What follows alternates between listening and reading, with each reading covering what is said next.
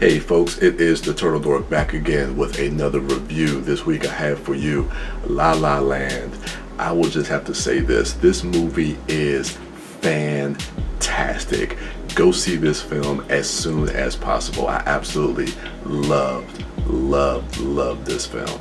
Let's go ahead and start with the cast. Everybody knows Ryan Gosling and Emma Stone. We've seen them previously in Crazy Stupid Love and Gangster Squad. This is their third pairing together here.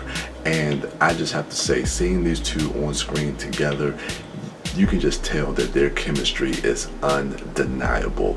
They just have a spark, they have a rhythm, they know each other.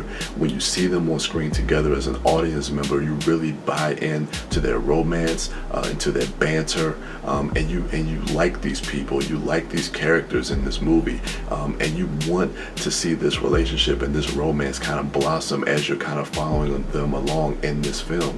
Another thing is the cinematography. Everybody's going to be talking about the cinematography in this film. It's absolutely gorgeous. The way Damien Chazelle uses colors, the landscapes, his camera movements are remarkable. This has some incredible camera movements. Everything about this film visually looks amazing. Throughout the film, especially in the first act, the way he shoots the city of Los Angeles, these beautiful murals that you see on these walls when you're walking along the streets of LA. What he does with his set decoration in tandem with the cinematography and the lighting, it just brings a whole different kind of dynamic and feel to this type of film. What I love about this film so much is how this film speaks to the dreamer, the aspiring artist, to the ones that dare to dream. As cliche as that may sound, but it's beautifully told in this story. Anyone who's made that pilgrimage out to the West Coast or to Los Angeles to chase that dream, whatever it may be, and then the harsh realities and the compromise and the sacrifice and the rejection that you have to deal with time and time again, and how that can sometimes beat you down and discourage you. But at the end of the day, you always have to remember what drives you, what your passion is, what thrives you, what keeps you going.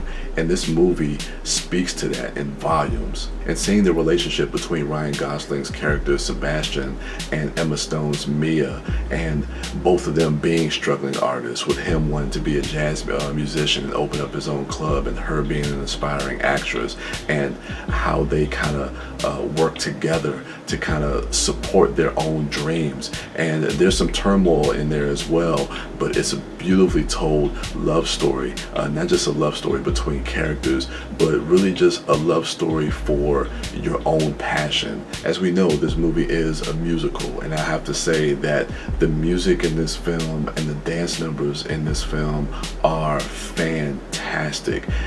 It's a joy to watch. It's so much fun to watch the choreography of a lot of these different dance numbers. The movie opens up with this great musical and dance number during the traffic jam in LA, and it really sets the tone for the rest of the film that you're about to watch.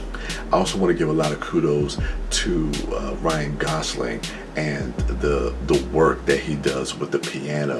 Now, I know he did a lot of practice. I heard he went through about 2 hours a day for like 6 days a week studying and practicing the piano, and it definitely shows. The way that it's shot, it's never a cutaway where you see like a hand double or somebody else playing the piano. You see him playing the piano, and it's phenomenal to see a lot of those sequences and those shots with him sitting there playing the piano. It's remarkable to see that, and to know that that was him, and the hard work that he went through to make that really look real and authentic is phenomenal.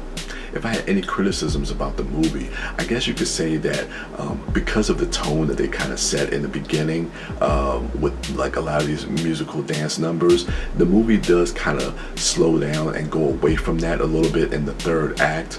But it's never an issue to me, because we're following these characters that we're just having a joy to watch on screen. And to see the arc of these characters, especially for Emma Stone. Emma Stone does remarkable work in this film. She runs the gamut of emotions, from just happy, joyous, funny, sad, heartbreaking. She is phenomenal in this movie, and some of her final scenes in this movie are probably some of the best acting that she's done in her career. There's so much that I want to say about this film. I mean, this movie just made my heart smile. I mean, it just brought joy to my soul. I loved every frame of this film, and anybody who's an aspiring artist, I think, can relate or take something from this movie. It definitely is a film that you need to experience.